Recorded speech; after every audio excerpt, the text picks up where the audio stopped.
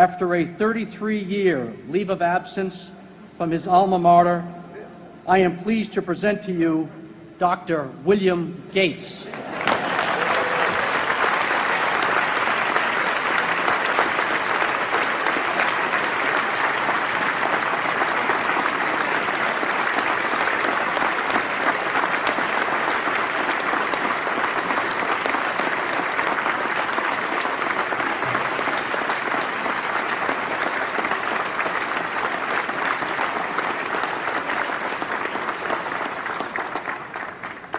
Thank you. President Bach, former President Rudenstein, incoming President Faust, members of the Harvard Corporation and the Board of Overseers, members of the faculty, parents, and especially the graduates. I've been waiting more than 30 years to say this. Dad, I always told you I'd come back and get my degree.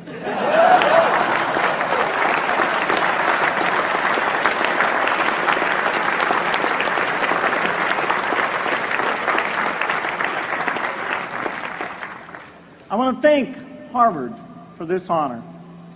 I'll be changing my job next year, and it will be nice to finally have a college degree on my resume. I applaud the graduates for taking a much more direct route to your degrees. For my part, I'm just happy that the Crimson called me Harvard's most successful dropout. I guess that makes me valedictorian of my own special class. I did the best of everyone who failed. But I also want to be recognized as the guy who got Steve Ballmer to drop out of business school.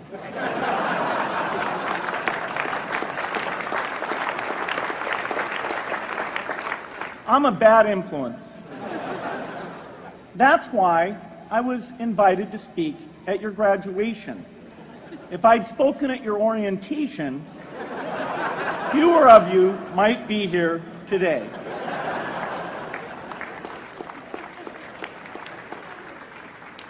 Harvard was a phenomenal experience for me. Academic life was fascinating. I used to sit in on lots of classes that I hadn't even signed up for. And dorm life was terrific. I lived up at Radcliffe in Currier House. There were always a lot of people in my dorm room late at night discussing things because everyone knew that I didn't worry about getting up in the morning. That's how I came to be the leader of the antisocial group. We clung to each other as a way of validating our rejection of all those social people. Radcliffe was a great place to live. There were more women up there, and most of the guys were math science types. The combination offered me the best odds, if you know what I mean. That's where I learned the sad lesson that improving your odds doesn't guarantee success. One of my biggest memories of Harvard came in January 1975 when I made a call from Currier House to a company in Albuquerque, New Mexico that had begun making the world's first personal computer. I offered to sell them software. I worried they would realize I was just a student in a dorm and hang up on me. Instead, they said, "We're not quite ready. Come see us in a month," which was a good thing because we hadn't written the software yet. From that moment, I worked day and night on the extra credit project that marked the end of my college education and the beginning of a remarkable journey with Microsoft. What I remember above all about Harvard was being in the midst of so much energy and intelligence. It could be exhilarating, intimidating, sometimes even discouraging, but always challenging. It was an amazing privilege, and though I left early, I was transformed by my years at Harvard, the friendships I made, and the ideas I worked on. But taking a serious look back, I do have one big regret. I left Harvard with no real awareness of the awful inequities in the world, the appalling disparities of health and wealth and opportunity that condemn millions of people to lives of despair. I learned a lot here at Harvard about new ideas in economics and politics. I got great exposure to the advances being made in the sciences. But humanity's greatest advances are not in its discoveries, but in how those discoveries are applied to reduce inequity.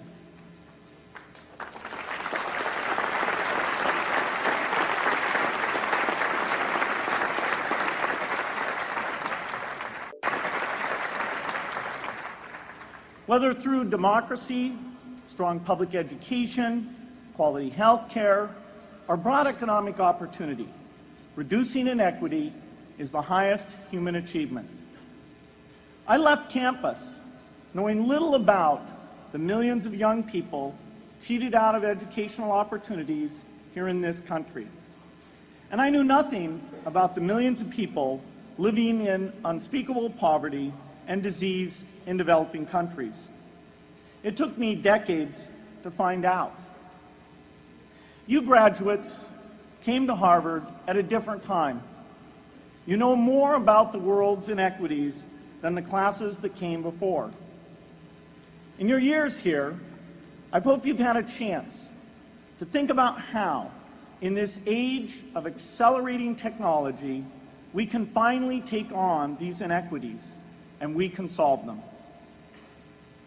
Imagine, just for the sake of discussion, that you had a few hours a week and a few dollars a month to donate to a cause. And you wanted to spend that time and money where it would have the greatest impact in saving and improving lives. Where would you spend it? For Melinda and I, the challenge is the same. How can we do the most good for the greatest number with the resources we have? During our discussions on this question, Melinda and I read an article about the millions of children who are dying every year in poor countries from diseases that we had long ago made harmless in this country. Measles, malaria, pneumonia, hepatitis B, yellow fever. One disease that I had never heard of, rotavirus, was killing 500,000 children each year, none of them in the United States. We were shocked.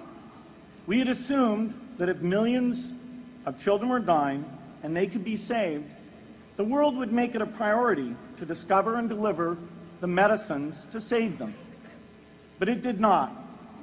For under $1, there were interventions that could save lives that just weren't being delivered. If you believe that every life has equal value, it's revolting to learn that some lives are seen as worth saving and others are not. We said to ourselves, this can't be true, but if it is true, it deserves to be the priority of our giving. So we began our work in the same way anyone here would begin it. We asked, how could the world let these children die? The answer is simple and harsh. The market did not reward saving the lives of these children, and governments did not subsidize it. So the children died because their mothers and fathers had no power in the market and no voice in the system. But you and I have both. We can make market forces work better for the poor if we can develop a more creative capitalism. If we can stretch the reach of market forces so that more people can make a profit or at least earn a living serving people who are suffering from the great inequities. We can also press governments around the world to spend taxpayer money in ways that better reflect the values of the people who pay the taxes. If we can find approaches that meet the needs of the poor in ways that generate profits for business and votes for politicians, we will have found a sustainable way to reduce inequity in the world. This task is open-ended. It can never be finished. But a conscious effort to answer this challenge can change the world. I am optimistic that we can do this. But I talk to skeptics who claim there is no hope. They say, inequity has been with us since the beginning and will be with us until the end, because people just don't care. I completely disagree. I believe we have more caring than we know what to do with. All of us here in this yard, at one time or another, have seen human tragedies that broke our heart. And yet we did nothing, not because we didn't care, but because we didn't know what to do. If we had known how to help, we would have acted. The barrier to change is not too little caring. It is too much complexity. To turn caring into action, we need to see a problem, see a solution, and see the impact. But complexity blocks all three steps. Even with the advent of the internet and 24-hour news, it is still a complex enterprise to get people to truly see the problems. When an airplane crashes, officials immediately call a press conference. They promise to investigate, determine the cause, and prevent similar crashes in the future. But if the officials were brutally honest, they would say, of all the people in the world who died today from preventable causes, 0.5% were on this plane. We're determined to do everything possible to solve the problem that took the lives of the 0.5%. The problem is not just the plane crash, but the millions of preventable deaths. We don't read much about these deaths. The media covers what's new, and millions of people dying is nothing new. So it stays in the background where it's easy to ignore. But even when we do see it or read about it, it's difficult to keep our eyes on the problem. It's difficult to look at suffering if the situation is so complex that we don't know how to help. And so we look away. If we can really see a problem, which is the first step, we come to the second step, cutting through the complexity to find a solution. Finding solutions is essential if we want to make the most of our caring. If we have clear and proven answers anytime an organization or individual asks, how can I help? Then we can get action, and we can make sure that none of the caring in the world is wasted. The complexity makes it hard to mark a path of action for everyone who cares, and makes it hard for their caring to matter. Cutting through complexity to find solutions runs through 4 predictable stages. Determine a goal, find the highest impact approach, deliver the technology ideal for that approach, and in the meantime, use the best application of technology you already have. Whether it's something sophisticated like a new drug or something simple like a bed net. The AIDS epidemic offers an example. The broad goal, of course, is to end the disease. The highest leverage approach is prevention. The ideal technology would be a vaccine that gives lifelong immunity with a single dose. So governments, drug companies, and foundations are funding vaccine research. But their work is likely to take more than a decade. So in the meantime, we have to work with what we have in hand, and the best prevention approach we have now is getting people to avoid risky behavior. Pursuing that goal starts the 4-step cycle again. This is the pattern. The crucial thing is to never stop thinking and working, and never do what we did with malaria and tuberculosis in the 20th century. which is to surrender to complexity and quit. The final step, after seeing the problem and finding an approach, is to measure the impact of the work and to share that, success or failure, so that others can learn from the efforts. You have to have the statistics, of course. You have to be able to show, for example, that a program is vaccinating millions more children. You have to be able to show, for example, a decline in the number of children dying from the diseases. This is essential not just to improve the program, but also to help draw more investment from business and government. But if you want to inspire people to participate, you have to show more than numbers. You have to convey the human impact of the work so people can feel what saving a life means to the families affected. Going to the World Economic Forum some years back and sitting on a global health panel that was discussing ways to save millions of lives. Millions. Think of the thrill if you could save just one person's life, then multiply that by millions. Yet, this was the most boring panel I've ever been on. Ever. So boring, even I couldn't stand it. What made that experience especially striking was that I had just come from an event where we were introducing version 13 of some piece of software, and we had people jumping and shouting with excitement. I love getting people excited about software, but why can't we generate even more excitement for saving lives? You can't get people excited unless you can help them see and feel the impact.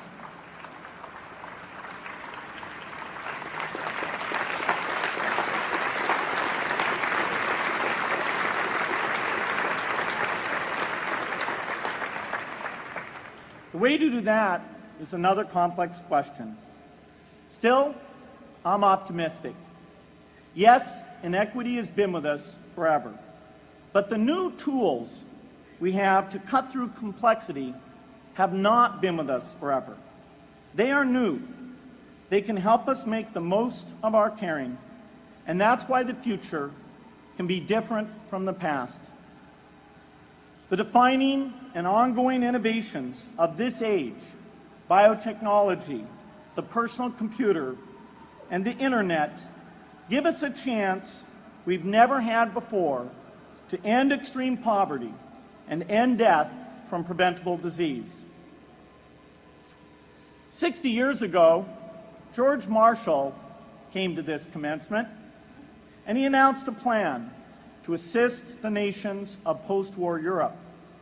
He said, I quote, "I think one difficulty is that the problem is one of such enormous complexity that the very mass of facts presented to the public by press and radio make it exceedingly difficult for the man in the street to reach a clear appraisement of the situation. It is virtually impossible at this distance to grasp at all the real significance of the situation." 30 years after Marshall made his address, which was 30 years ago, as my class graduated without me, technology was emerging that would make the world smaller, more open, more visible, less distant. The emergence of low-cost personal computers gave rise to a powerful network that has transformed opportunities for learning and communicating. The magical thing about this network is not just that it collapses distance and makes everyone your neighbor. It also dramatically increases the number of brilliant minds we can bring in to work together on the same problem. And it scales up the rate of potential innovation to a staggering degree. At the same time, for every person who has access to this technology, 5 people don't. That means many creative minds are left out of this discussion. Smart people with practical intelligence and relevant experience who don't have the technology to hone their talents or contribute their ideas to the world. We need as many people as possible to gain access to this technology, because these advances are triggering a revolution in what human beings can do for one another. They are making it possible, not just for national governments, but for universities, corporations, small organizations, and even individuals to see problems, see approaches, and measure the impact of their efforts to address the hunger, poverty, and desperation George Marshall spoke of 60 years ago. So the Harvard family, here in the yard, is one of the great collections of intellectual talent in the world. For what purpose? There is no question that the faculty, the alumni, the students, and the benefactors of Harvard have used their power to improve the lives of people here and around the world. But can we do more? Can Harvard dedicate its intellect to improving the lives of people who will never even hear its name? Let me make a request of the deans and the professors, the intellectual leaders here at Harvard. As you hire new faculty, award tenure, review curriculum, and determine degree requirements, please ask yourself, should our best minds be more dedicated to solving our biggest problems? Should Harvard encourage its faculty to take on the world's worst inequities?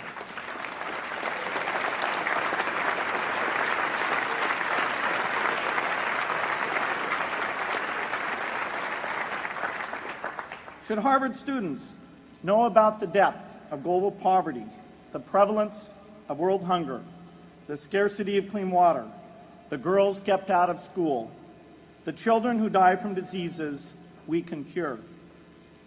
Should the world's most privileged learn about the lives of the world's least privileged?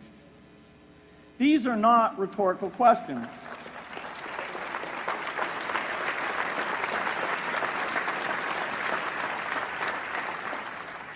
You will answer with your policies. My mother, who was filled with pride the day I was admitted here, never stopped pressing me to do more for others. A few days before I was married, she hosted a bridal event at which she read aloud a letter about marriage that she had written to Melinda. My mother was very ill, with cancer at the time, but she saw one more opportunity to deliver her message, and at the close of the letter she said, "From those to whom much is given, much is expected."